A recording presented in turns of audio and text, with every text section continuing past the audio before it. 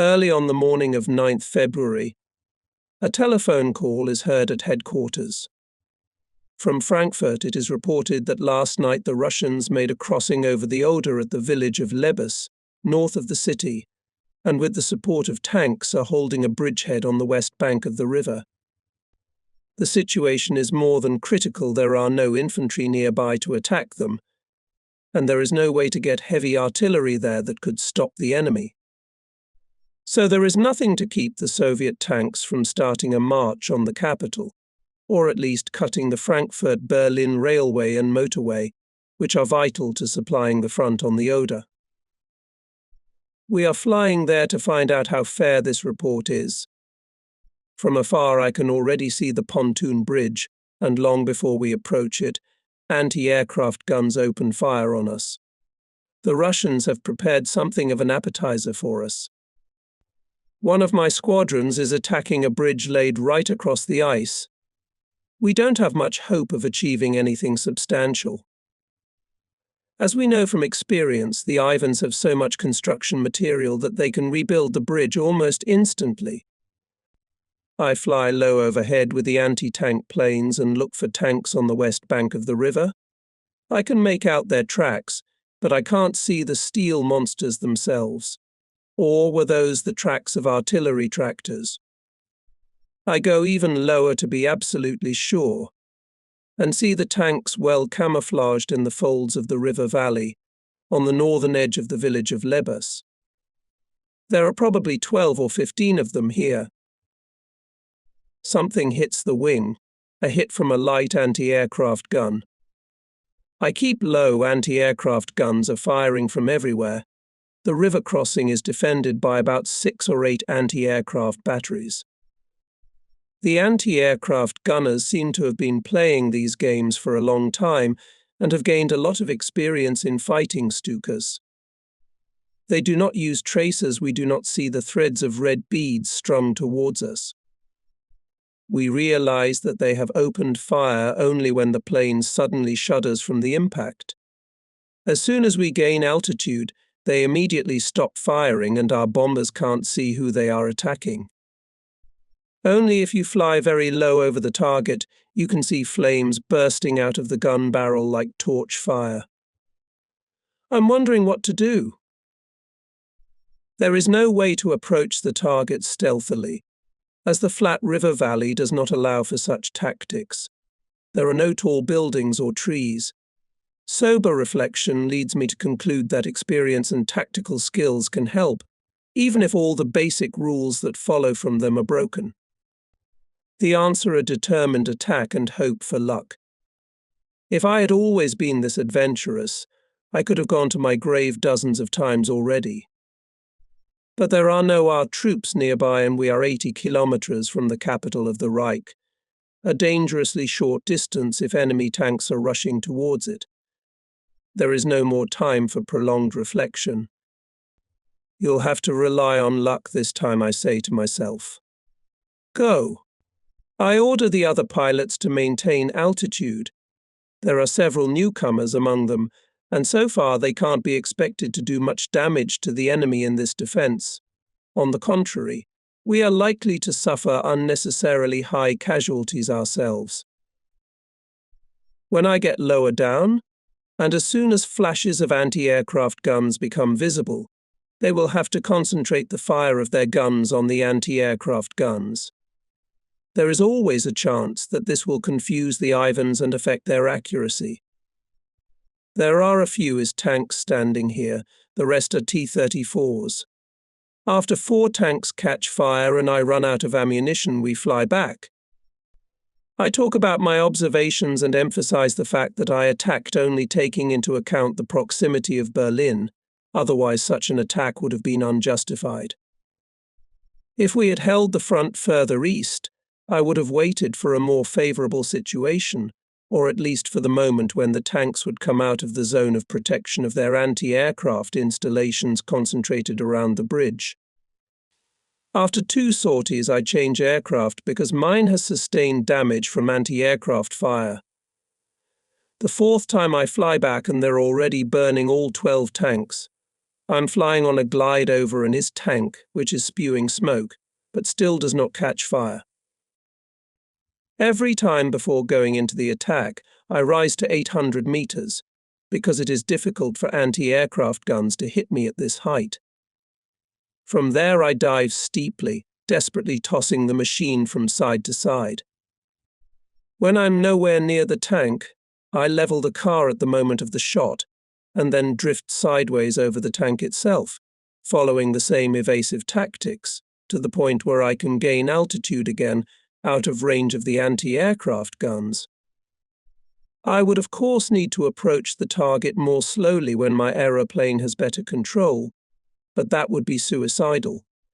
Only through extensive experience and somnambulistic self-confidence am I able to level the machine for a split second and hit the tank at its most vulnerable points.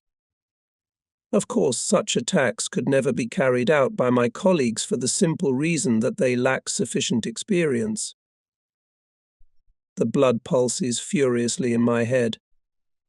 I know I'm playing cat and mouse with fate, but this must be set on fire. Once again to 800 meters altitude and down to the 60-ton Leviathan. It still won't light. I'm choking with rage. It has to light up, and it will. The red light on the panel board is flashing.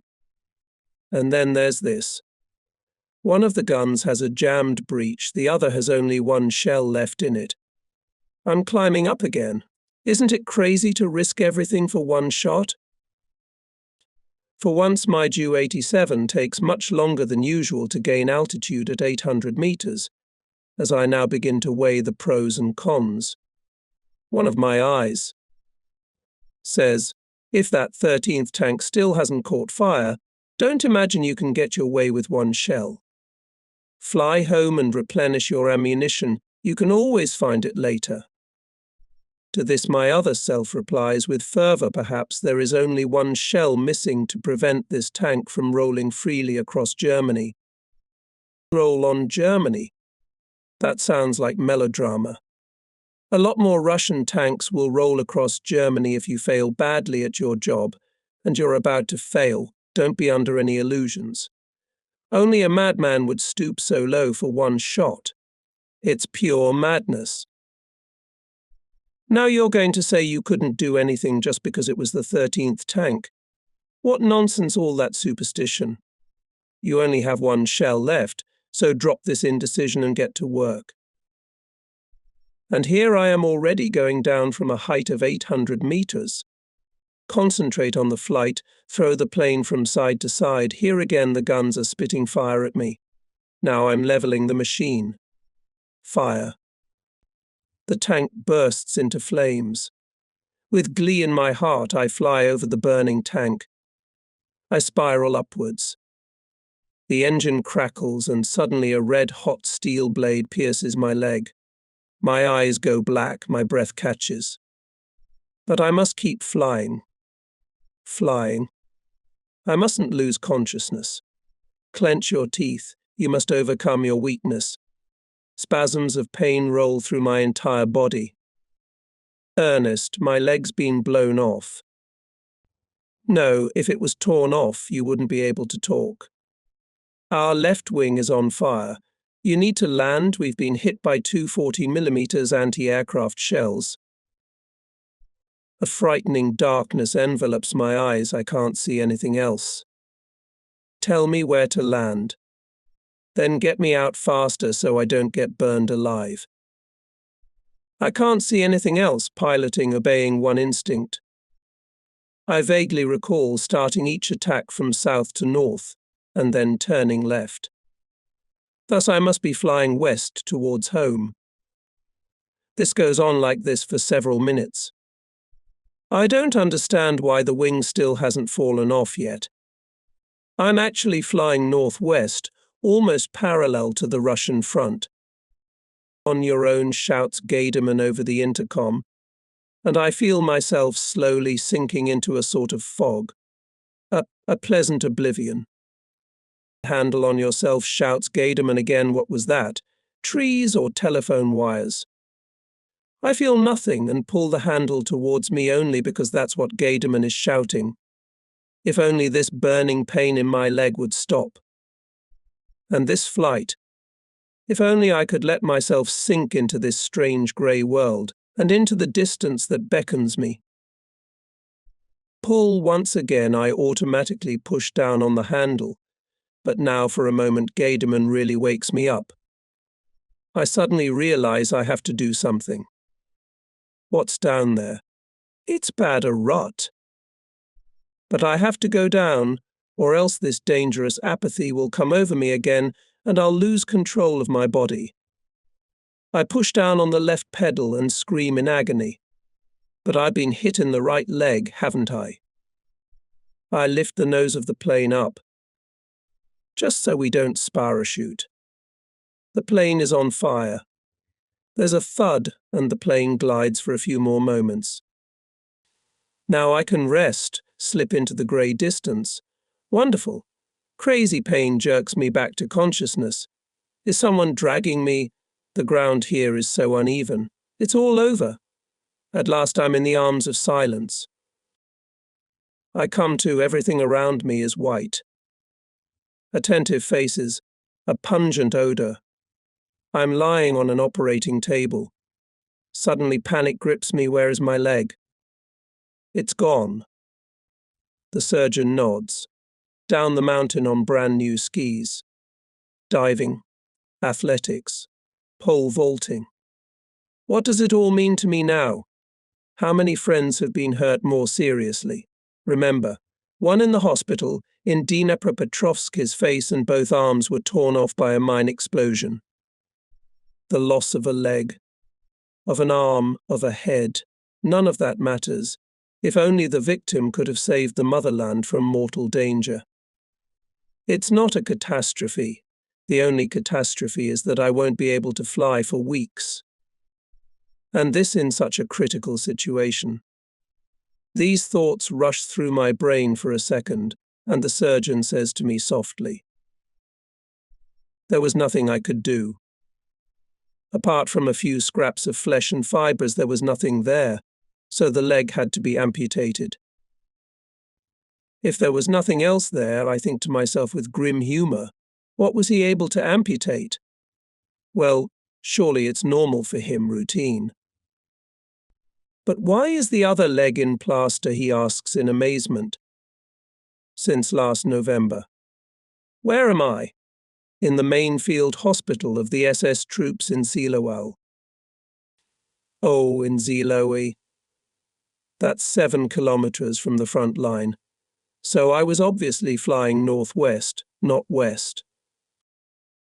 You were brought here by the SS and one of our medical officers performed the operation. You have another wounded man on your conscience, he adds with a smile. Did I bite the surgeon? Well, you didn't get to that, he says, shaking his head.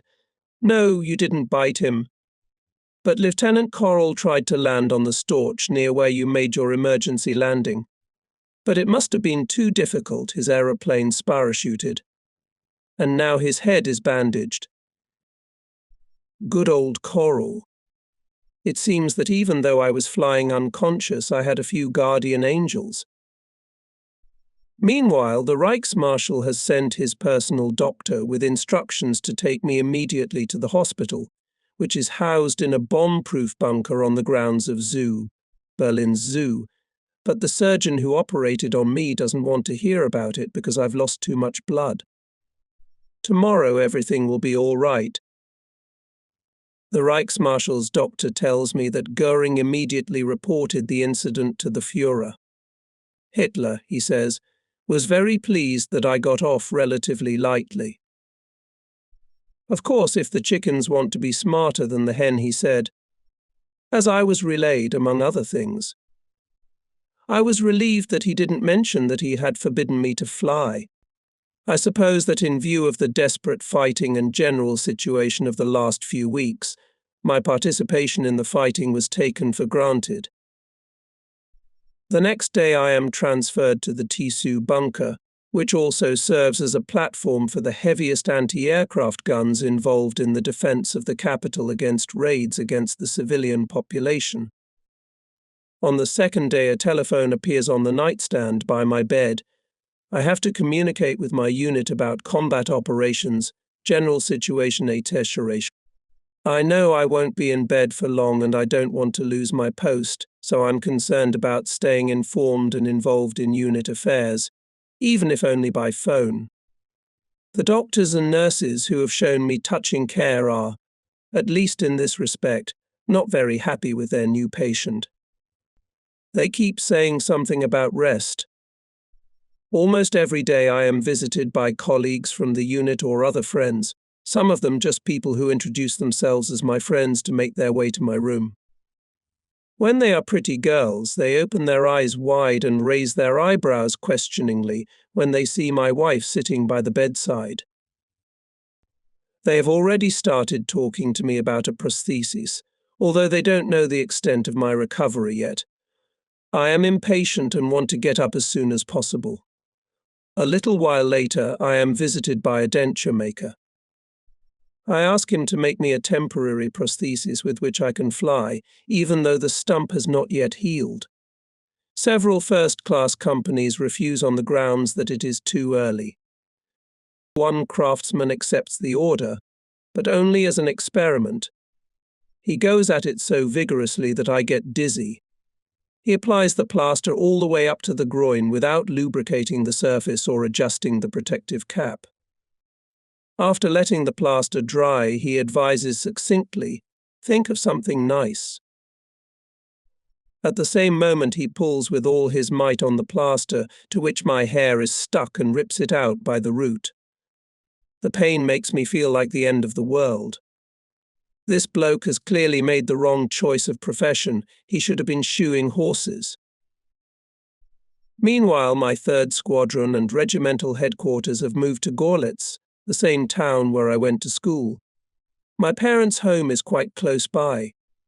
Right now, the Russians are pushing their way into the village, Soviet tanks rolling over the places where my childhood passed. I could go crazy just thinking about it.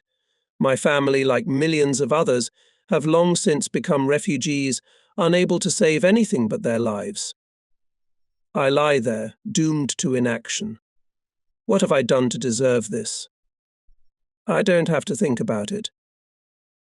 Flowers and all sorts of gifts that are brought to my room every day are proof of the love of the people for their soldiers. In addition to the Reichsmarschall, I am visited twice by the Minister of Propaganda, Goebbels, with whom I was not previously acquainted.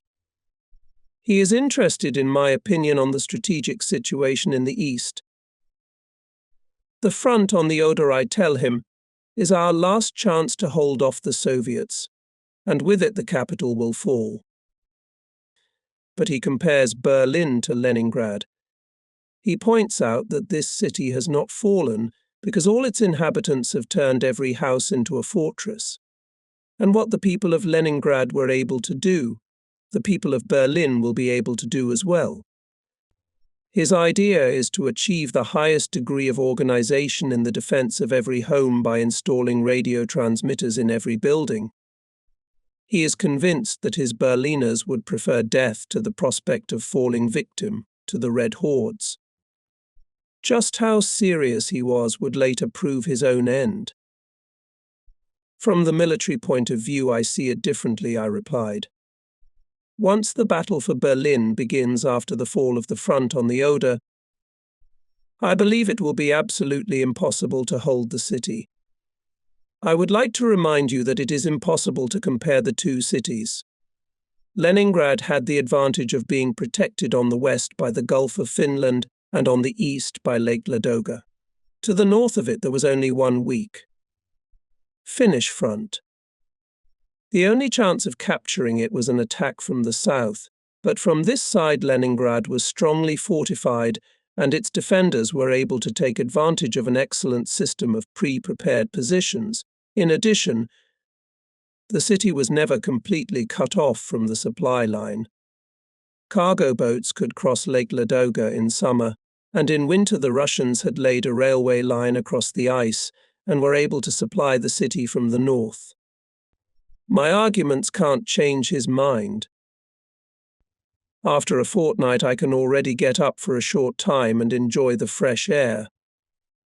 During air raids, I am on the roof of the concrete Tsu Tower, where the anti-aircraft guns are mounted, and I can see from below what is probably so unpleasant to those in the air. I am not bored. Fridolin brings me papers that require my signature. Sometimes he is accompanied by my colleagues. Field Marshal Graham, Skorzeny or Hanna Riach drop in to chat with me for an hour. Some event is always going on. I am only tormented by the fact that I am apart from them.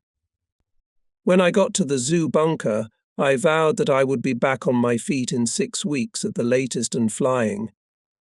The doctors know that their injunctions are useless and can only make me angry. At the beginning of March, I go out for a walk in the fresh air for the first time on crutches. During my convalescence, I am invited to my home by one of the nurses, and here I am, the guest of the Minister of Foreign Affairs. A real soldier rarely makes a good diplomat, and this meeting with von Ribbentrop is quite intriguing. It is an opportunity for conversations that shed light on the other side of a war that is being fought without the use of arms. He wants to know my opinion of the forces opposing each other on the Eastern Front and of our military potential at the moment. I tell him that we on the front hope he is doing something through diplomatic channels to loosen the dead grip with which both sides are clutching. Is it not possible to demonstrate to the Western powers that Bolshevism is their greatest enemy, and that after the final victory over Germany it will be as much a threat to them as it is to us, and that they alone cannot get rid of it? He takes my remarks as a mild personal reproach. No doubt I am only repeating what he has already heard many times from others. He immediately explains to me that he has already made a number of attempts which have ended in failure, because each time a new retreat on one or the other section of the front, soon after he had begun negotiations, encouraged the enemy to continue the war and leave the negotiating table. He mentions these instances and says reproachfully that the treaties he concluded before the war, among others with England and Russia, were no small achievement, if not a triumph. But no one remembers them anymore today. People see only the negative aspects for which he is not responsible. Naturally, even now the negotiations are still going on, but with the situation as it is, the chances of the success he still hopes for look problematic. This glimpse behind the diplomatic scene satisfies my curiosity, and I am not burning to know anything more. In mid-March, in the spring sunshine, I take my first walk around the zoo, accompanied by my nurse, and during my first excursion a small accident happens to me. We, like many others, are fascinated by the caged monkeys. I am taken by a particularly large monkey sitting lazily with a completely indifferent look on a bitch from which its long tail hangs. Of course, I can't help but do something I shouldn't, and stick my crutch through the bars with the intention of tickling its tail. No sooner do I touch the tail than the monkey suddenly grabs hold of my crutches and tries with all his might to drag me into the cage. I hop up on one foot to the bars themselves, but of course the beast can't drag me through them. Edelgard's sister grabs hold of me and together we pull the crutches towards me. Man versus ape. Her paws begin to slide over the smooth surface of the crutch and reach the rubber cap at the very end that keeps the crutches from digging deeply into the ground or slipping when walking. The rubber cap piques her curiosity. The monkey sniffs it, pulls it off the crutch, and swallows it with a wide grin. At the same moment I am able to pull the crutch out of the cage and at least partially win this fight. A few seconds later there is the howl of sirens warning of an air raid. The fast walking on the sandy paths of Tsu makes me sweat, because without rubber caps my crutches sink deeply into the sand. Everyone around me is hurrying and bustling. I can hardly use their help and continue to waddle, limping badly. It's slow work. We barely make it to the bunker before the first bombs start falling. Easter is coming. I want to get back to the unit before it comes. My regiment is now based around Grossenheim in Saxony. The 1st Squadron has flown again from Hungary to the Vienna area and is still on the southeastern front. Gaderman is at Brunswick the whole time I am away, so that he can attend to the treatment of the sick in the meantime. I call him to tell him that I have ordered a U-87 to pick me up at Tempelhof at the end of the week and intend to return to the unit. Since Gaderman had spoken to my attending physician shortly before, he cannot fully believe this. Besides, he's ill himself. I will not meet him again during the war, on those last operations which are about to begin. My gunner's place is taken by Lieutenant Nierman, who has no lack of combat experience and who wears the Knight's Cross. Obeying orders to report to the Führer before leaving, I bid him farewell in the bunker. He speaks again and again of being pleased with my relatively smooth recovery. He doesn't forbid me to fly, probably because the thought of me flying more combat missions just doesn't cross his mind. So here I am, sitting in my plane again, flying to my battle buddies for the first time in 6 weeks. It's Easter Eve, and I'm happy. Shortly before take-off, Fridolin calls and asks me to fly directly to the Sudetes. He is going to move the unit to Kummer AMC near Nimes. At first I feel very strange in the aeroplane, but soon I am back in my element. The controls are difficult because I can only use one pedal. I can't push the right pedal because my prosthesis isn't ready yet, so I use my left foot to lift up the left pedal. This movement lowers the right pedal, and I get the desired result. My stump is in a cast and stretched out under the dashboard with no risk of hitting anything. An hour and a half later I land at the new airfield at Kummer. The regiment arrived here an hour ahead of me. Our aerodrome is situated in a splendid place between 2 spurs of the Sudeten Mountains and is surrounded on all sides by forests. Nearby is the picturesquely cast Lake Kummer. Until the cantonment problem is solved, we sleep in a hotel room. Here in the Sudetes there is still an atmosphere of complete peace and tranquility. The enemy is behind the mountains and this front is held by troops under Field Marshal Schorner, so this unperturbed calm is not so absurd. Nearer 11 o'clock we hear the high voices of a children's choir singing Gott grüße dich. The local school, led by the hostess, greets us with a serenade. This singing is something new to us veterans. It touches strings that now, at this stage of the war, we will soon have to forget. We listen spellbound, each of us immersed in our own thoughts. We feel that these children believe in our ability to repel the impending danger, with all its attendant horrors. At the end of their song, I thank them for the charming encounter and invite them to visit our aerodrome in the morning to see our birds. They turn up the next day and I begin the procedure by taking off in my anti-tank plane and firing at a 1/3 square metre target. The children stand in a semi-circle and can imagine attacking an enemy tank. It's a good warm-up for me to try to hit with one foot. On the opposite slope of the Sudeten Mountains is still closed by fog, and since we can't make a combat sortie, I have some free time, so I take a Focke-Wulf 190 D9 into the air and demonstrate aerial acrobatics at high and low altitude. This genius, Hauptmann Katchner, my engineering officer, has already redesigned the foot brakes, which are indispensable for this fast aircraft, in such a way that they can be operated by hand. The moment I go to land, everyone gesticulates furiously and points to the sky. I look back and through gaps in the tattered clouds I see American Mustangs and Thunderbolts circling overhead. They are flying at an altitude of 1.5 to 2 kilometers above a layer of fog. They didn't see me, or I wouldn't have been able to land safely. The Thunderbolts are carrying bombs and appear to be busy searching for a target, most likely our aerodrome. Quickly, to the extent that word applies to a one-legged man in a cast, I jump to where the others are standing. They all need to take shelter somewhere urgently. I push the kids into the cellar, where at least they won't get hit by debris. Since the house we're using as headquarters is the only one on the airfield, it's sure to be a target for those guys circling up there. I go in last to reassure the kids, and that's when the first bombs fall. One close to the building, the explosion rips out the window frames and blows the roof off.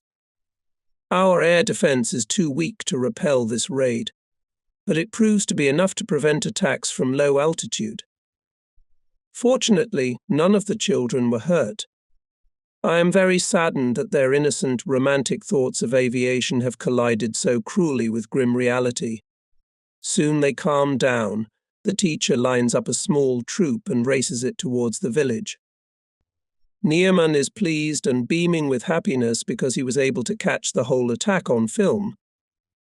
During this whole performance he stood in the gap, filming the falling bombs from the moment they separate from the aeroplanes to the explosions and the fountains of earth they raise into the air. Fresh meteorological reports from the Rorlitz-Bautzen area also predict a gradual improvement in the weather, so we're taking off. The Soviets have already bypassed Gorlitz and are tearing for Bautzen, which is surrounded with the garrison, in the hope of reaching Dresden. Against these shock wedges, which are trying to cause the collapse of the front held by Field Marshal Schorner's troops, constant counterattacks are launched. With our support, Bautzen is unblocked, and we manage to destroy a large number of vehicles and tanks. These sorties exhaust me. I have lost a lot of blood, and apparently my inexhaustible endurance also has its limits. Our successes are shared by ground troops and fighters placed under my command and stationed at our aerodrome. At the beginning of April, I am summoned to the Reich Chancellery. The Führer tells me that I must take command of all jet aircraft, and with their help to clear the airspace over the new army of General Wenck, which is now being formed in the Hamburg area. The first objective of this army will be to strike south towards Graz in order to cut the supply lines of the Allied armies to the east. The success of this operation depends on first clearing the airspace over our own supply lines, otherwise the offensive is doomed to failure. The Führer is convinced of this, and General Wenck, appointed to command this operation, agrees with him. I ask the Führer to relieve me of this task, because I believe that at this moment I am indispensable in the sector of Field Marshal Schorner. His army is involved in the heaviest defensive battle. I ask him to appoint to this post someone closer to him. I point out that my experience is limited to dive bombing and fighting tanks, and that I have always followed one principle: never give orders if I could not carry them out myself. With jets I cannot do this, and consequently would feel uncomfortable with group commanders and crews. I must always be able to show the way to my subordinates. You don't have to fly yourself at all, just do the organizing. If anyone questions your bravery because you are on the ground, tell me and I will order that person hanged. Yes, a drastic measure, I think. But perhaps he only wants to dispel my doubts. We have an abundance of men with experience, but experience alone is not enough. I must entrust this to someone who can organize and carry out this operation in the most vigorous manner. The final decision is never reached that day. I fly back, but a few days later the Reichsmarschall again calls me to him. He gives me the order to fulfill this task. Meanwhile, the situation at the front has deteriorated so much that Germany is threatened with a division into two parts, and carrying out the entire operation would hardly be possible. For this reason and for the other considerations already mentioned, I decline. As the Reichsmarschall makes me realize, this does not surprise him, since my firm decision not to take command of the Bomber Air Force, he knows exactly my attitude. Nevertheless, the main motive for my refusal is that I cannot accept responsibility for something of which I am not convinced of the feasibility. I soon become convinced of the gloomy colours in which the Reichsmarschall sees the situation. As we discuss the situation at the front, leaning over a table with maps spread out, he mutters to himself, "I'm wondering when we should set fire to this barn," referring to Karen Hell. He advises me to go to the Führer's headquarters and inform him personally of my refusal. Nevertheless, as I have received no orders so far, I fly immediately to my unit, where I am eagerly awaited. But this is not yet my last flight to Berlin. On 19th April, a radiogram comes. I am again summoned to the Reich Chancellery. To get to Berlin from Bohemia in a plane without an escort is no longer so easy. In many places, the Russian and American fronts have come very close to each other. There are many aeroplanes in the air, but there are no German aeroplanes among them. I arrive at the Reich Chancellery and I am invited to go to the reception area of the Führer's bunker. There is an atmosphere of calm and confidence here, present mostly army officers who are involved in current or planned combat operations. Outside you can hear the heavy thumping of ton bombs being dropped by mosquitoes in the city centre. The Commander-in-Chief enters at almost 11 p.m. I had anticipated the subject of the conversation, this being the assignment discussed earlier. The Führer's hallmark is to go round and round and never speak directly about the matter. And this evening he begins with a half-hour lecture explaining the decisive importance of the development of technology in which we have always led the world, an advantage which we must now utilize to the utmost and thus turn the tide and achieve victory. He tells me that the whole world is afraid of German science and technology, and shows me some intelligence reports which describe the steps taken by the Allies to steal our technical achievements and our scientists. Listening to him, I am amazed every time by his memory for figures and his special knowledge of technical things.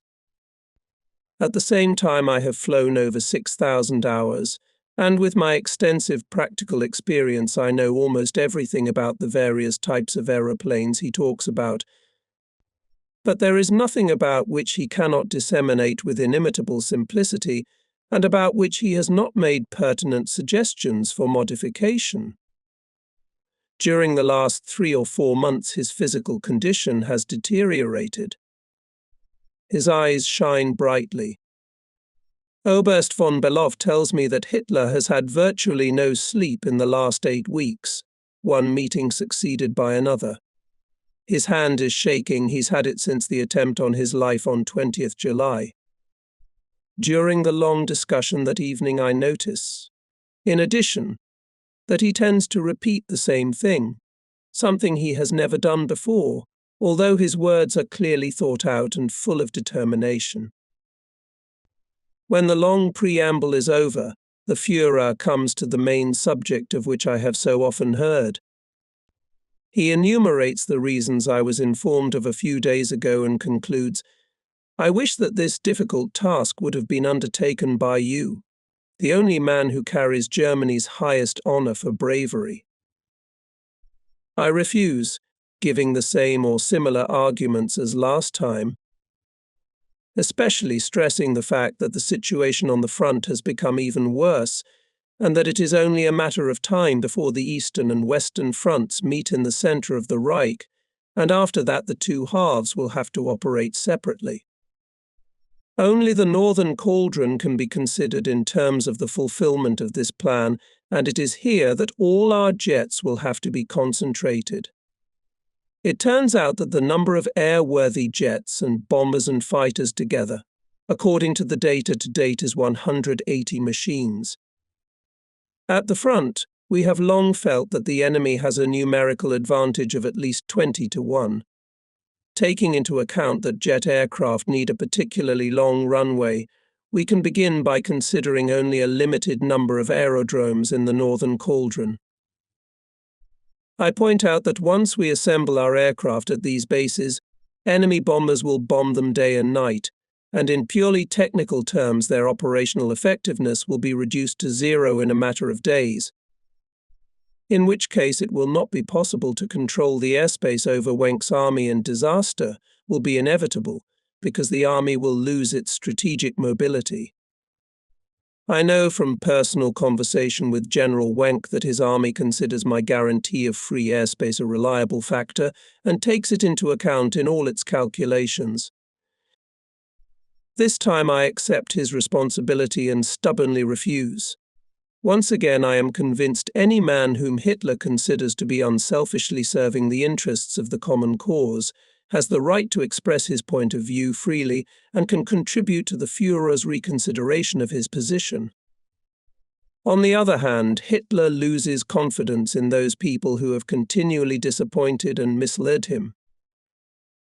He does not agree with my theory of two cauldrons, because he does not believe that it can predict how events will unfold further. He bases his opinion on the firm promise made to him by the sector commanders that they will not retreat from the positions now occupied along the Elbe, the Oder, the Nisi, and the Sudeten Mountains. I make the remark that I trust the German soldier now showing particular bravery because he is fighting on German soil. But if the Russians gather all their forces for a concentrated attack at one key point, they will be able to make a gap in our positions, and then the two fronts will join. I am reminded of the cases on the Eastern Front in past years, when the Russians threw tank after tank into the battle, and if 3 armored divisions could not reach their objectives, they threw 10 more, capturing positions on our depleted Russian front at the cost of huge losses in men and equipment. Nothing could stop them. The question, therefore, was whether or not they would exhaust their colossal manpower reserves before Germany was forced to her knees. This did not happen because the aid received from the West was so great. From a purely military point of view, every time we ceded our position in Russia and the Soviets suffered heavy losses, it was a defensive victory. But even though the enemy ridiculed these victories, we knew they were real victories. But this time a victorious retreat would be futile, as the Russians would find themselves only a few kilometers from the Western Front. The Western Allies had laid on themselves the unfortunate responsibility, perhaps for centuries to come, of weakening Germany, only to give additional strength to Russia. At the end of our conversation, I say these words to the Führer. From my point of view, at this moment the war cannot be ended by victory on both fronts, but it is still possible to win on one front if we can conclude an armistice on the other. A tired smile slid across his face. It's easy for you to say that. Since 1943 I have endeavoured ceaselessly to make peace, but the Allies have been unwilling to do so. From the very beginning of the war they have demanded my unconditional surrender. My personal fate is naturally of no importance, but every man in his right mind can see that I cannot choose unconditional surrender for the German people. Negotiations are going on even now, but I have abandoned all hope of their successful conclusion. Consequently, we must do everything to overcome this crisis so that the weapon can still bring us victory. After exchanging views on the situation of Schorner's army, he tells me that he intends to wait a few days to see whether the general situation develops as he foresaw, or whether my fears will prove justified. In the former case, he will summon me to Berlin to accept the appointment at last. At 1:00 in the morning I leave the Führer's bunker. The first visitors are already waiting in the reception room for their turn to wish him a happy birthday. Early in the morning I return to Kummer at low altitude to avoid the American Mustangs and Thunderbolts, which soon show themselves in the air and begin circling high above. Being in the air, wondering all the time did they notice me or not, an activity that keeps me more stressed than a combat sortie. No wonder Niemanen and I are literally sweating from the exertion. We're glad when we finally land at our base. The slight decrease in pressure on our positions west of Gorlitz is due to our daylight operations, during which we were able to inflict heavy losses on the Russians. One evening after my combat sorties, I drive to Gorlitz, my hometown, which has been caught up in the battle zone. Here I meet up with many friends from my youth. They are all busy with business. Not the least among their duties is participation in the Volkssturm. It's a strange return. We don't express the thoughts that are on everyone's mind. We each have our own load of problems, sorrow and bereavement, but at this moment we see only the threat from the east in front of us. Women are doing the work of men, digging tank traps, and putting aside their shovels only to feed hungry children. Old men have forgotten their age and work until sweat begins to drip from their brow. A grim determination is written on the faces of the girls. They know what the red hordes tearing westwards have in store for them. The men are fighting to survive. If only the nations of the West could see with their own eyes what is happening in these momentous days and realize their significance, they would soon abandon their flippant attitude towards Bolshevism. Only the 2nd Squadron stands at Kummer. The regimental headquarters is housed at Nimes School. Some of us are living in the homes of the locals, the great majority of whom are Germans. They do their best to fulfill our every wish. Getting to the aerodrome is not always easy. Someone from the passengers of each vehicle is always watching the sky to warn of enemy planes. Russian and American planes roar at low altitude all day long, often engaging each other. When we get in the air, we often find the Amis waiting to ambush us on one side and the Russians on the other. Our old Ju-87s crawl like snails compared to the enemy planes, and when we get close to the target, our nerves are already strained to the limit by the constant air battles. If we attack, the air is buzzing with swarms of enemies. If we go home, we have to again force our way through a ring of enemy planes before we can land. Our anti-aircraft guns covering the airfield have to literally clear the way for us to make our approach. American fighters don't attack us if they see us heading for the front line and engage in aerial combat with the Ivans. We usually take off from Kummer airfield early in the morning with a force of 4 or 5 anti-tank planes.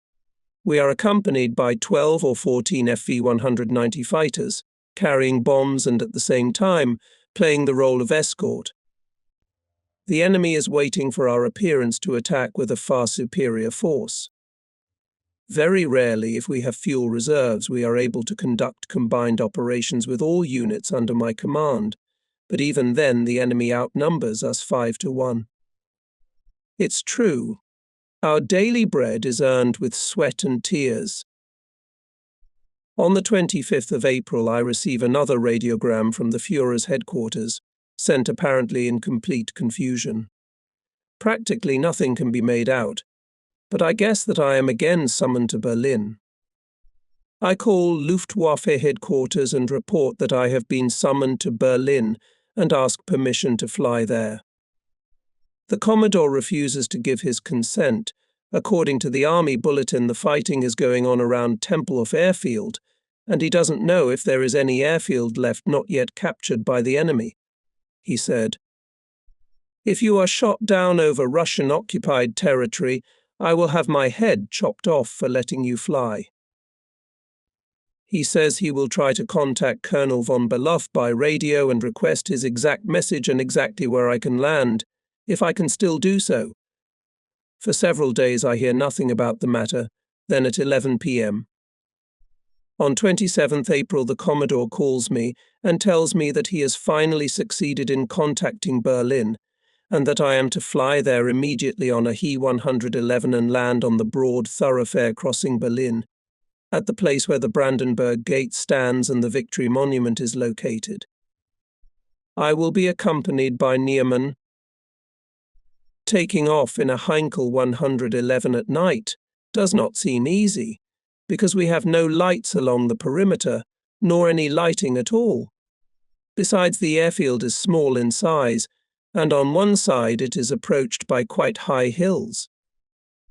In order to take off at all, we have to drain the fuel from the tanks to reduce the weight of the aircraft. Naturally, this reduces the time we can be in the air. We take off at 1 o'clock in the morning. It's pitch black. We fly over the Sudetan Mountains in a northwesterly direction, into the area of ongoing battles. The area below us is lit up with fires. Villages and towns are burning. The whole of Germany is in flames. We realize that we cannot prevent this horror, but it is better not to think about it. On the outskirts of Berlin, Soviet searchlights and anti-aircraft guns are already aimed at us. It is almost impossible to orientate ourselves as the city is shrouded in thick smoke. In some places the fire burns so fiercely that it is blinding, and it is impossible to see any landmarks on the ground. I just have to stare into the darkness for a while before I can see anything again. But even then I can't find the city thoroughfare I need. One conflagration after another, guns flashing, a nightmarish sight. My radio operator manages to contact the ground. We are ordered to wait.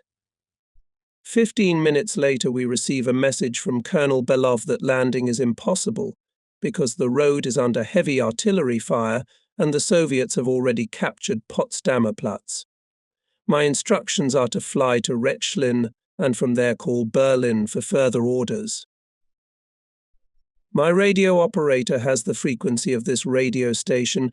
We are in a hurry to call Rechlin because our tanks are almost empty. Below us stretches an ocean of flames, which can only mean that the Russians have broken into the city, and on the other side, in the neighborhood of Neruppin and only a narrow corridor to the west, is open for escape. To my request to switch on the lights, Rechlin replies with a refusal. They are afraid that they will immediately incur a night attack by enemy aircraft. I read to them in plain text the instructions for our landing, adding a few not particularly polite remarks from myself. I like all this less and less, because the fuel could run out at any moment. Suddenly, scanty lights come onto our right and mark the outline of some sort of aerodrome. We are landing. But where are we? It's Wittstock, 30 kilometers from Rechlin. Wittstock listened to our conversation with Rechlin and decided to switch on his lights. An hour later at 3 a.m., I arrive at Rechlin, whose control room is equipped with radio communication. With its help, I manage to contact Berlin. Colonel von Belov tells me that it is no longer necessary for me to go to Berlin, as Field Marshal Ritter von Greim has been assigned to the place intended for me, with whom it was possible to contact in time. Moreover, he says that it is no longer possible to land in Berlin. I reply, in the morning I will land on a Stuka on this main line. I think it can still be done on a lighter aeroplane. Besides, it seems important to me to get the Fuhrer out of this dangerous place so that he does not lose control of the whole situation. Von Belov asks me not to hang up while he makes inquiries. He returns to the telephone and says, "The Fuhrer has made his final decision. He has decided that Berlin must be held to the last and therefore cannot leave the capital, the situation in which looks critical. He is sure that if he leaves the city, the troops holding it will be convinced that he is abandoning Berlin to its fate and will conclude that any resistance is futile. The Fuhrer therefore intends to remain in the city. You should not attempt to enter the city, but you should immediately return to Sudetenland to provide support for the army of Field Marshal Schorner, who is ordered to strike in the direction of Berlin." I ask von Belov what he thinks of the situation, because he tells me all this calmly and without emotion. Our situation does not seem too good, but an offensive by General Wenck or Schorner may yet save Berlin. I admire his equanimity. I know what to do and return to my unit to continue combat operations. The shocking news that the head of state and supreme commander of all the armed forces of the Reich is dead has an overwhelming effect on the troops. but the Red Hordes are ravaging our country, and so we must continue to fight. We will only lay down our arms when ordered to do so by our leaders. It is our duty under our oath. It is our duty in view of the terrible doom that threatens us if we surrender unconditionally, as the enemy insists. It is our duty to the destiny that has placed us geographically in the heart of Europe, and which we have followed for centuries to be the bastion of Europe against the East.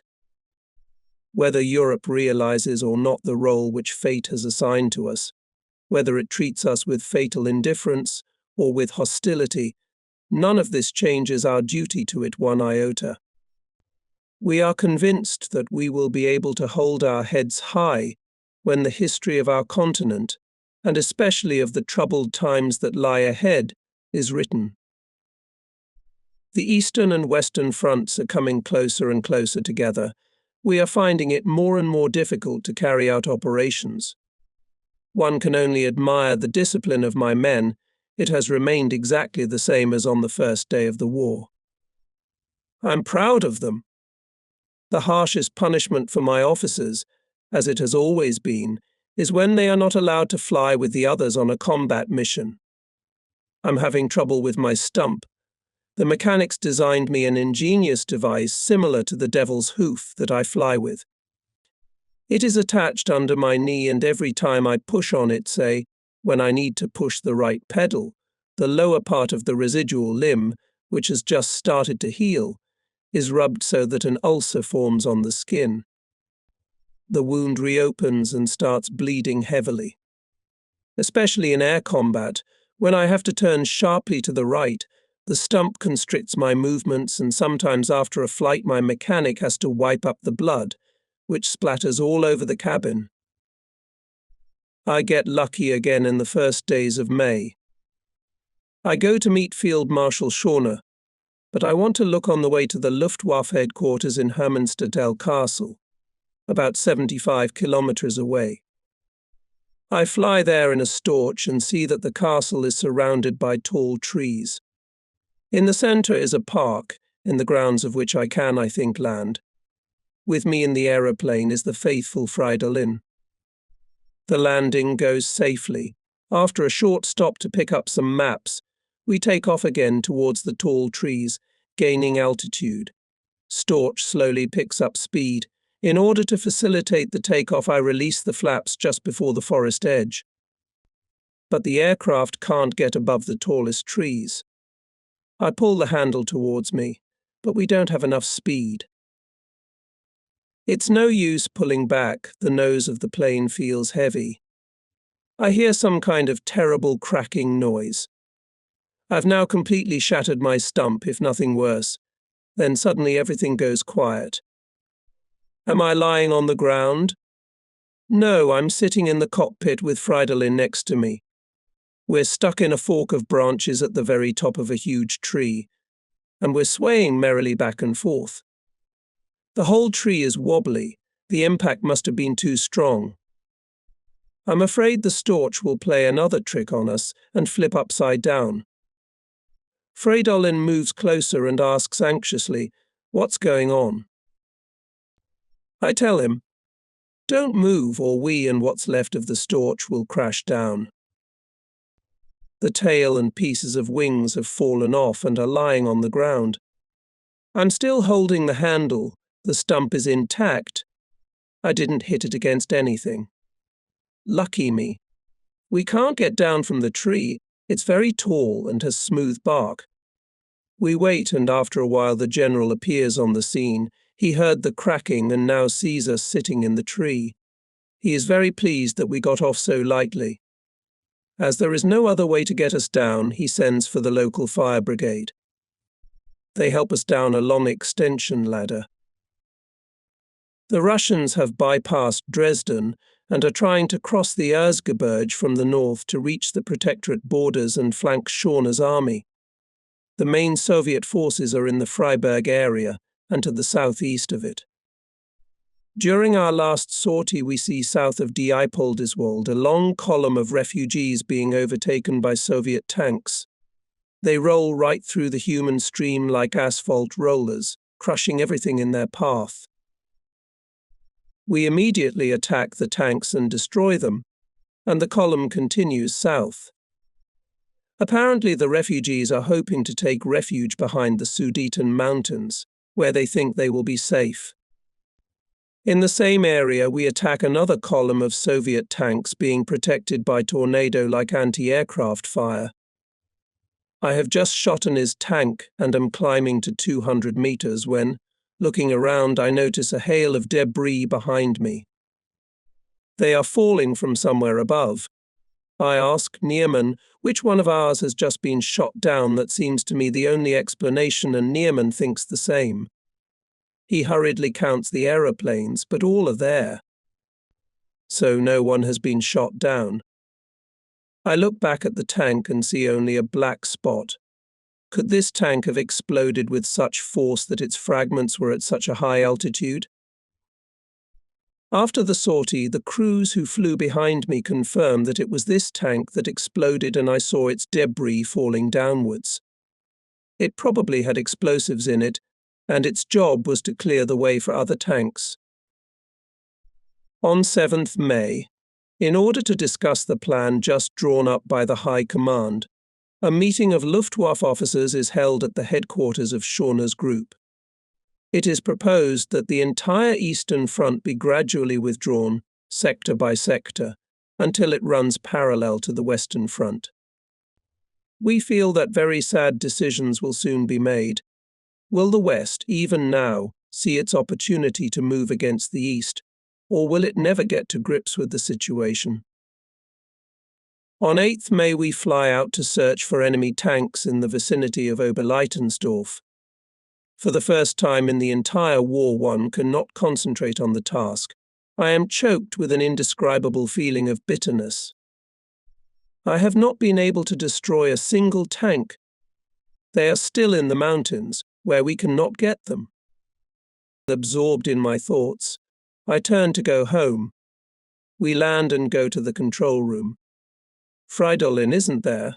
I'm told he's been summoned to group headquarters. Does that mean that? In one jerk, I shake off my depression. Neerman call the squadron at Reichensberg and tell them about the new attack. Arrange a place and time to meet the escort. I study the situation map. What can be done here? Where has Fridolin disappeared to? I see a Storch landing off to the side. That's him. Should I run towards him? No, better to wait here. It seems too hot for this time of year. The day before yesterday, 2 of my men were ambushed and shot by Czechs in civilian clothes.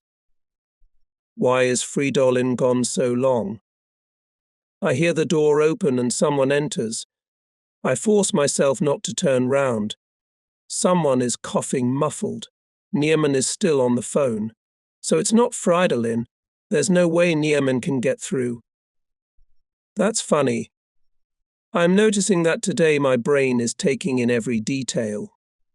All these silly little details that don't matter in the slightest. I turn round and round. The door opens. Fridolin. His face is drained. We exchange glances and suddenly my throat is dry. Well, it's all I can squeeze out of me.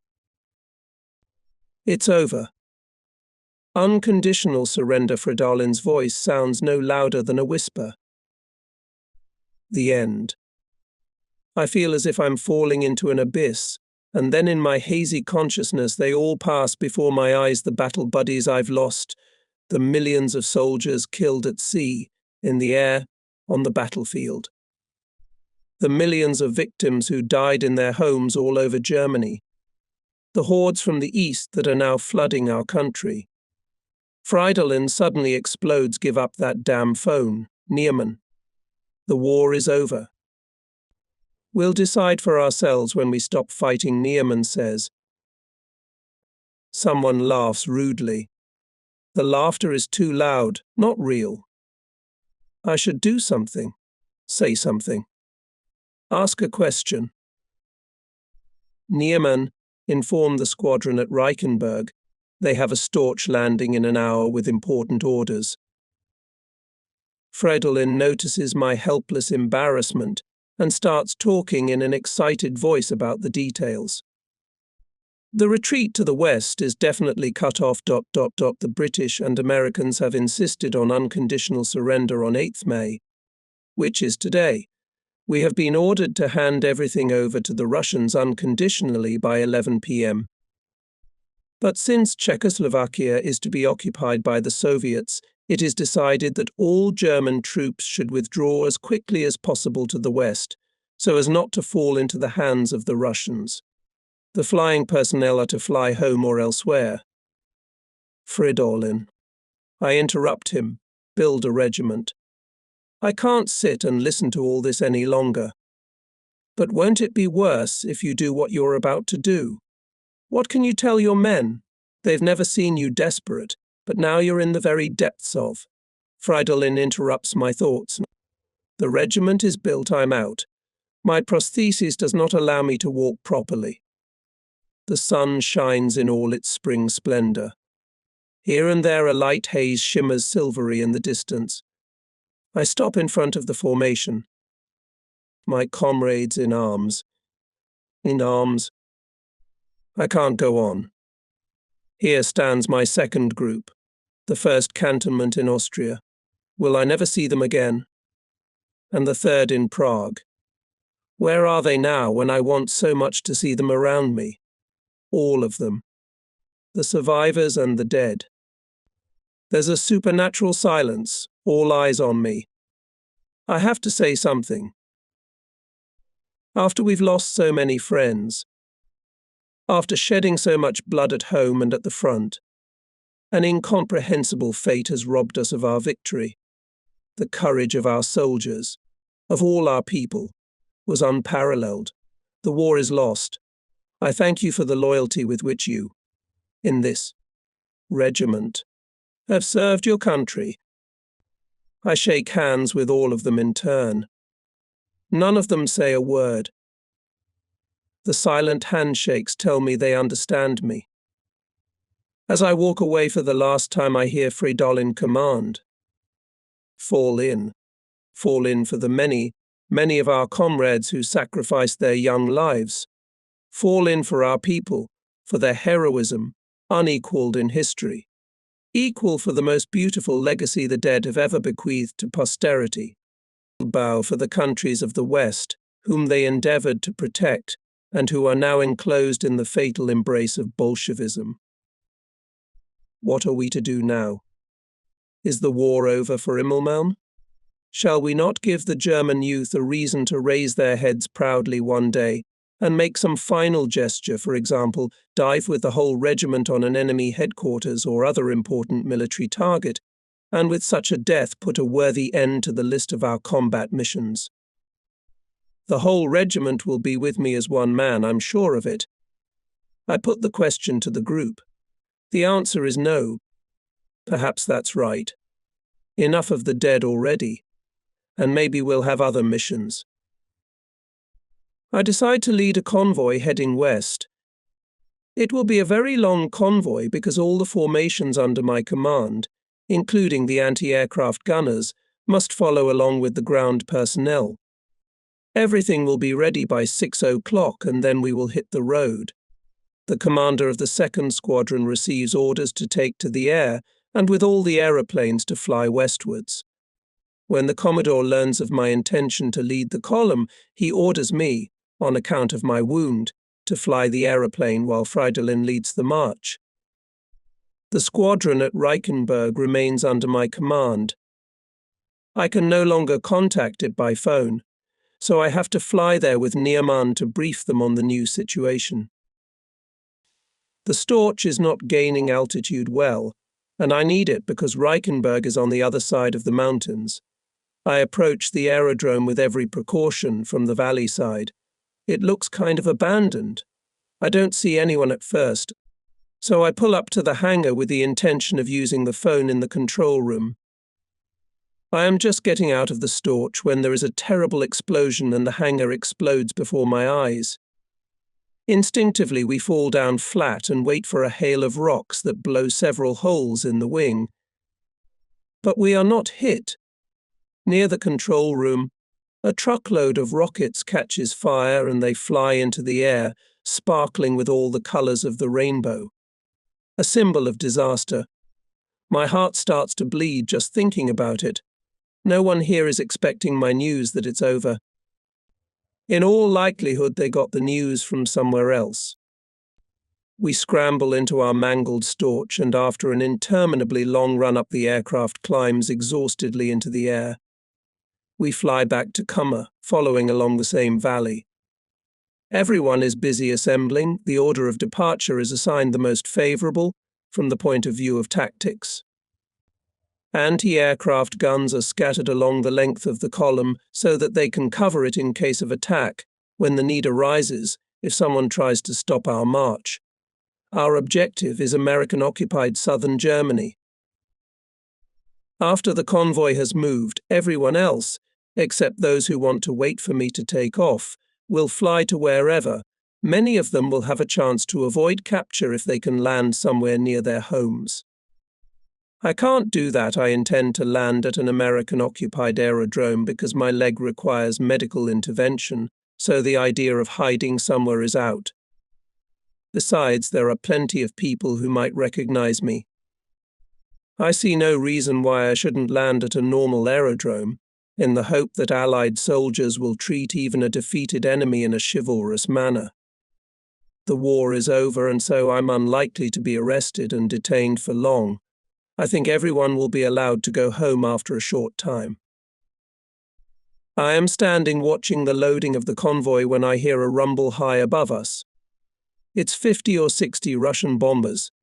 Boston's. I barely have time to sound the alarm before the bombs start whistling down on us. I am lying on the road, clutching my crutches, and thinking that if these fellows aim well, we shall, with such crowding, have heavy losses. The rumble of explosions is already heard, a carpet of bombs falling right in the center of the town, a kilometer from the road on which our column is lined up. Poor people of Nimes. The Russians come in again. Even at the second attempt, they can't get into the column. Now the cars are moving. I look one last time at my unit, which for 7 years has been my world and all that has mattered to me. How much blood spilled for a common cause has cemented our friendship. I salute them one last time. Northwest of Prague, near Kladno, the column comes across Russian tanks and a very strong military unit. According to the terms of the armistice, all weapons must be surrendered. Unarmed soldiers are guaranteed unhindered passage. Not much time passes after the surrender of weapons when the Czechs attack our defenseless men. Brutally, with disgusting brutality, they mercilessly kill the German soldiers. Only a few are able to make their way west, among them my young intelligence officer, Lieutenant Hof. The rest fall into the hands of the Czechs and Russians. Among those who fall victim to Czech terrorism is my very best friend, Fridolin. It is an immeasurable tragedy that he had to meet such an end already after the war was over. Like their comrades who gave their lives in this war, they too become martyrs of German freedom. The convoy moves off and I return to the Cummer aerodrome. Katchner and Fridolin are still standing next to me. Then they get into the car and drive off to meet their fateful fate. 6 other pilots have insisted on flying west with me. We pilot 3 U-87s and 4 FV-190s. Among them is the 2nd Squadron Commander and Lieutenant Schwerblatt, who, like me, lost a leg and has nevertheless done a tremendous job in the last week of destroying enemy tanks. He always says, tanks don't care whether we destroy them with 1 leg or 2. After a hard farewell to Fridolin and Katchner, a gloomy premonition tells me that we shall never see each other again. We take off for the last time. It's a strange and indescribable feeling. We say goodbye to our world.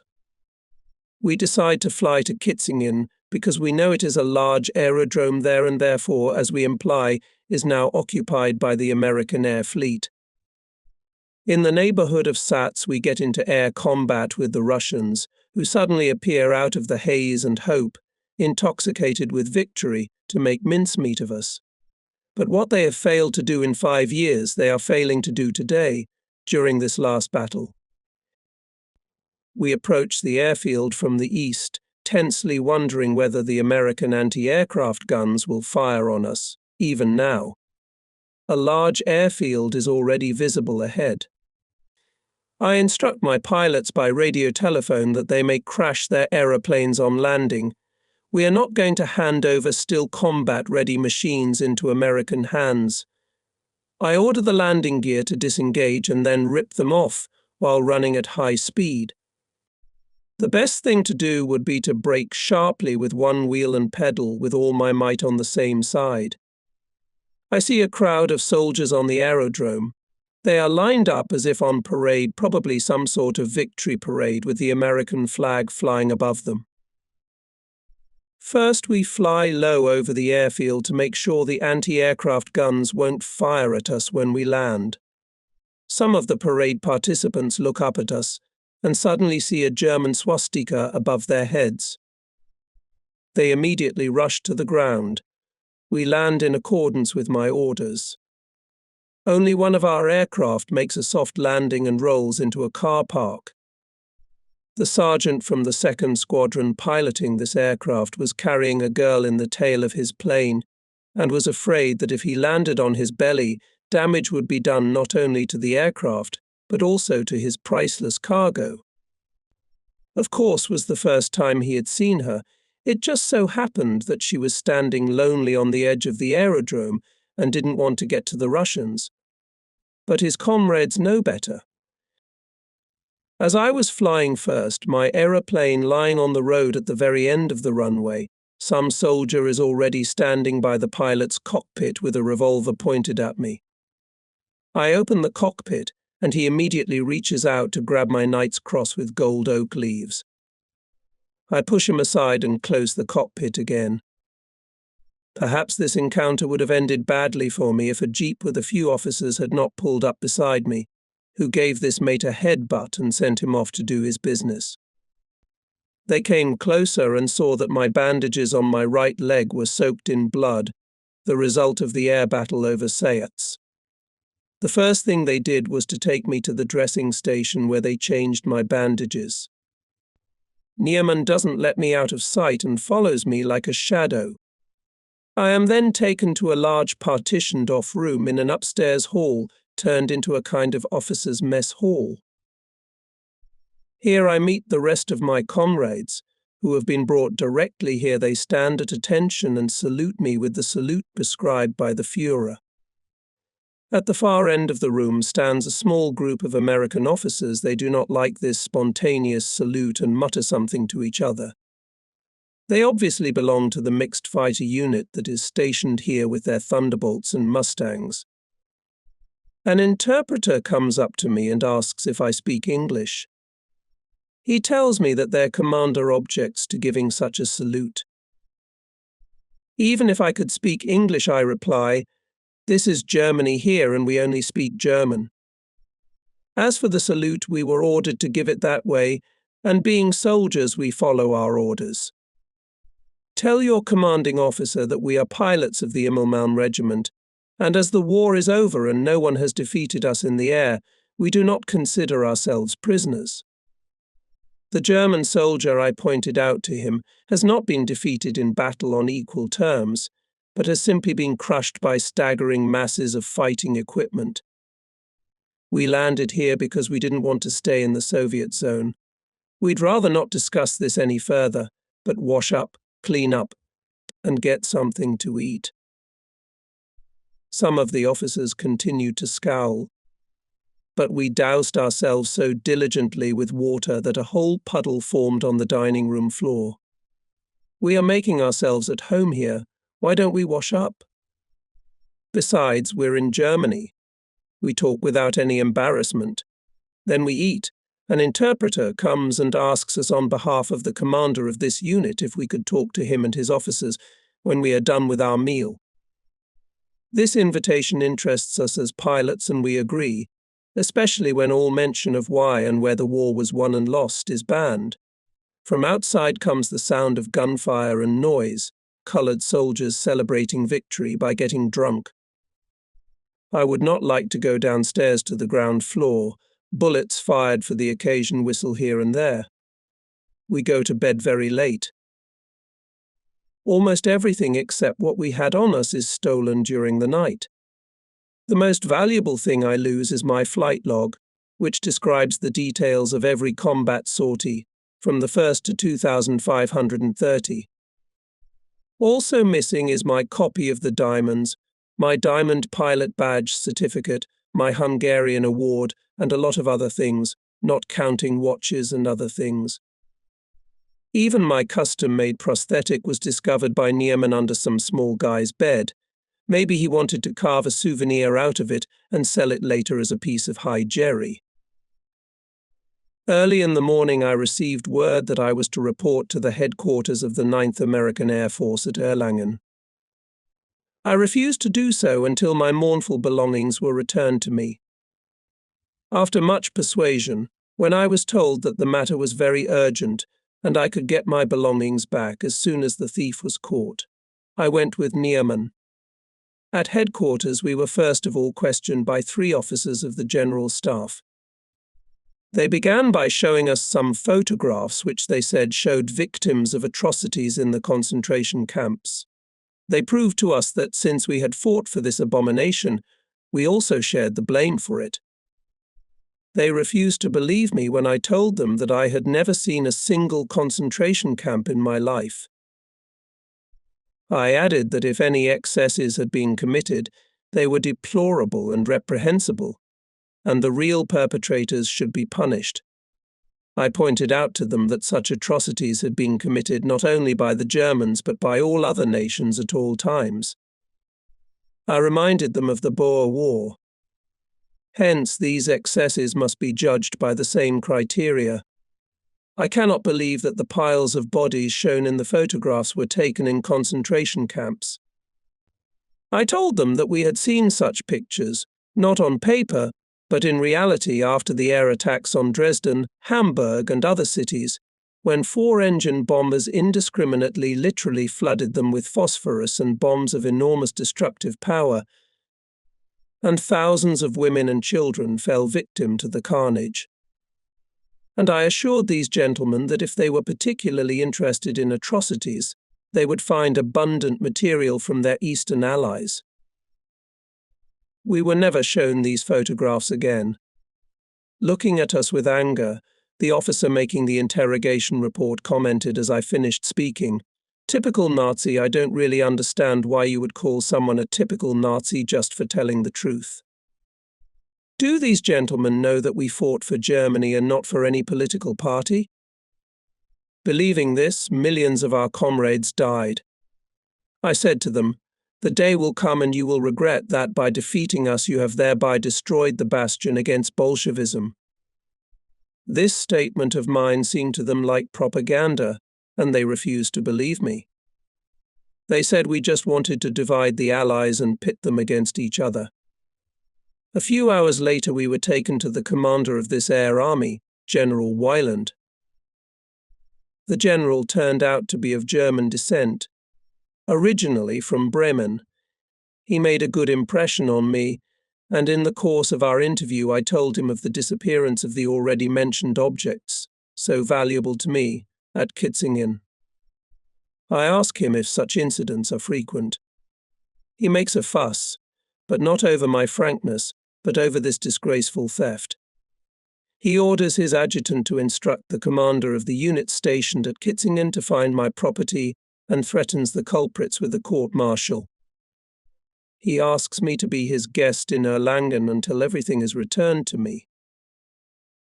After the conversation, Neiman and I were driven in a jeep to the suburbs, where an abandoned villa was placed at our disposal. A sentry posted at the gate reminds us that we are not completely free. A car appears to take us to the officers' mess for lunch. The news of our arrival soon spreads among the inhabitants of Erlangen, and the sentry has to negotiate all the time with our many visitors. When he does not fear a sudden visit from his superiors, he tells us, "Ich nick sehen." This is how we spend 5 days in Erlangen. Our colleagues who remained in Kitzingen we never had occasion to see again. The Americans have no reason to detain them. On the 14th of May, Captain Ross, an Air Army intelligence officer, turns up at our villa. He speaks German well and brings us a note from General Weiland, in which he regrets that the search for my belongings has so far come to nothing, but orders have just come that we are to be taken immediately to England for interrogation.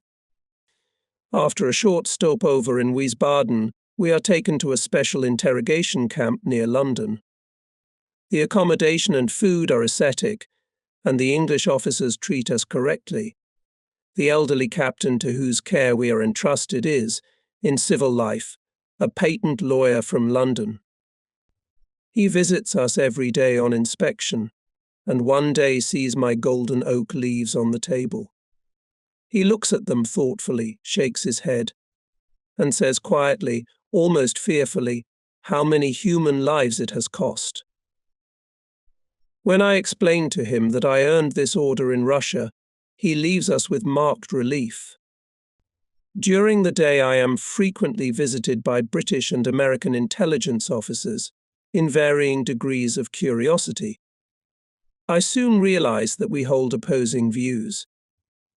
This is not surprising when you consider that I have made almost all combat sorties in an aircraft of low speed, and my experience is therefore quite different from that of the Allies, who tend to exaggerate the value of every extra kilometre per hour, even if only as a mere guarantee of safety. There is no way they can believe that I have made over 2,500 combat sorties in such a slow aircraft. They are also not at all interested in learning from my experience, since there are no safety guarantees here. They brag about their missiles, which I already know about, and which can be fired from the fastest aircraft. They don't like it when I tell them that the accuracy of these missiles is much less compared to my guns. I don't particularly mind these interrogations. My successes have not been achieved with any technical secrets. Thus our conversations are little more than a discussion about aviation and the war that has just ended. The British make no secret of their respect for the achievements of the enemy. Their attitude is built on notions of sporting integrity, and we welcome it.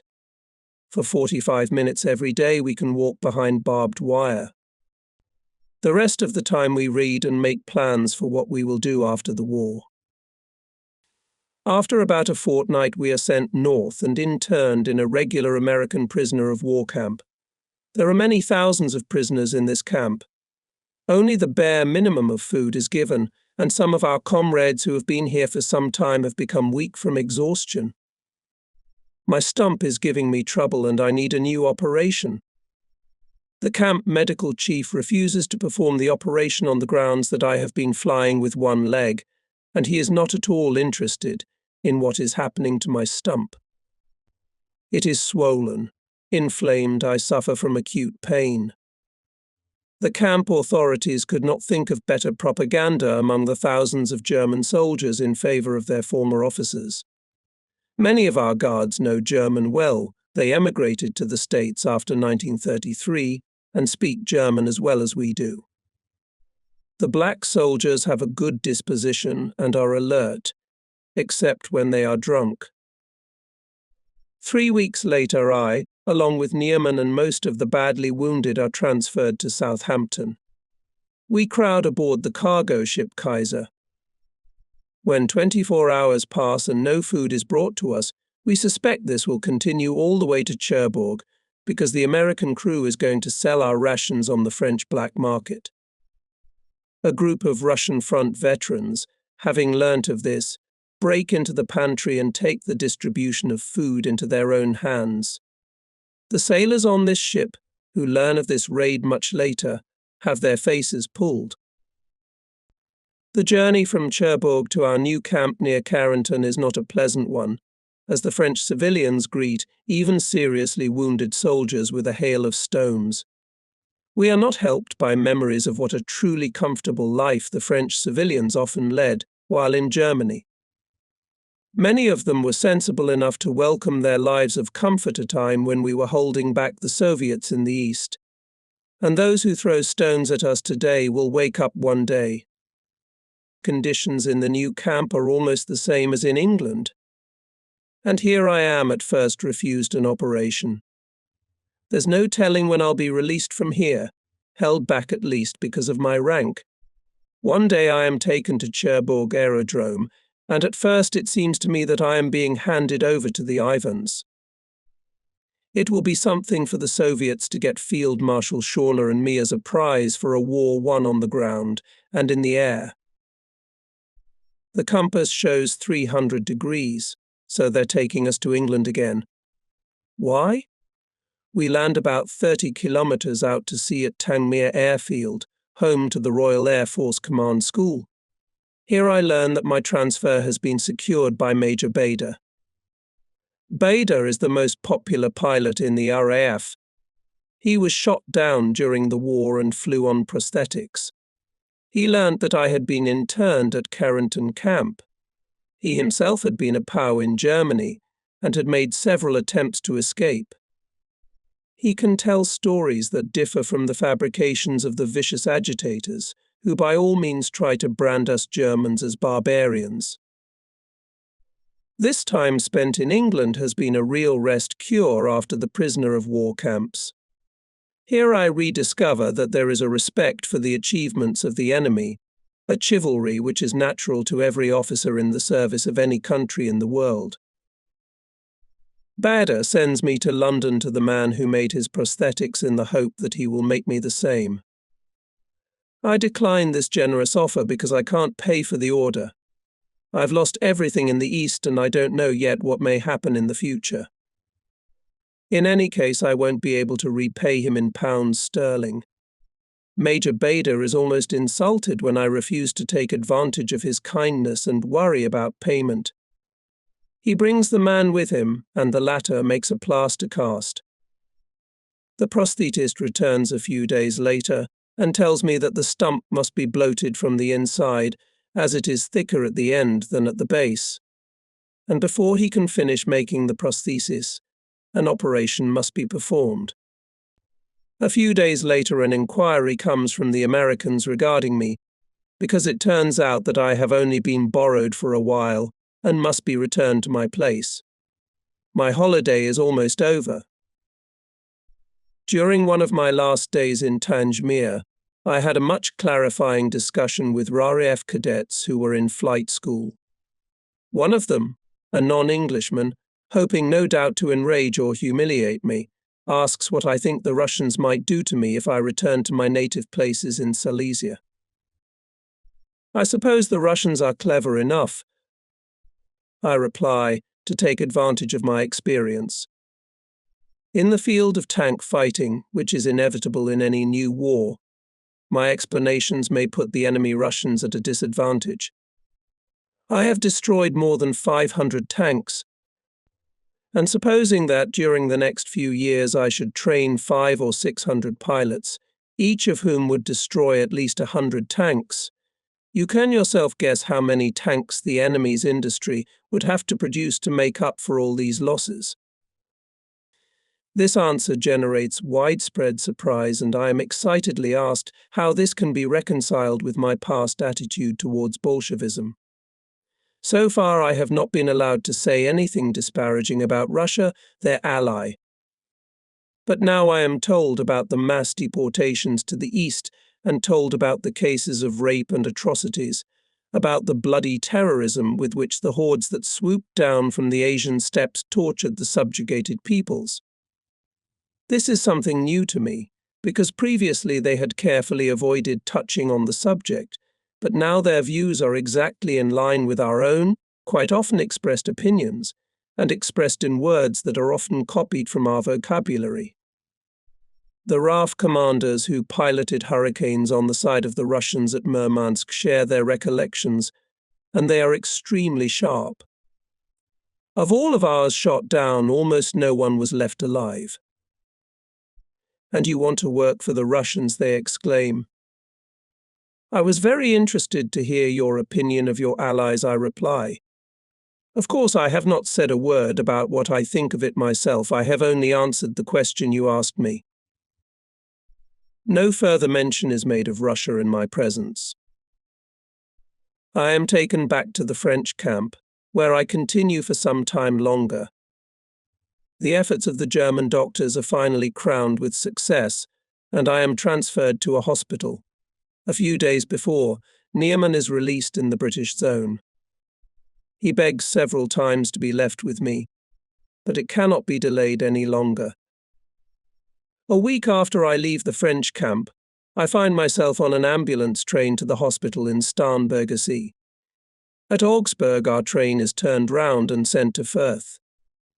Here, after a stay in a military hospital, in April 1946, I managed to secure my release.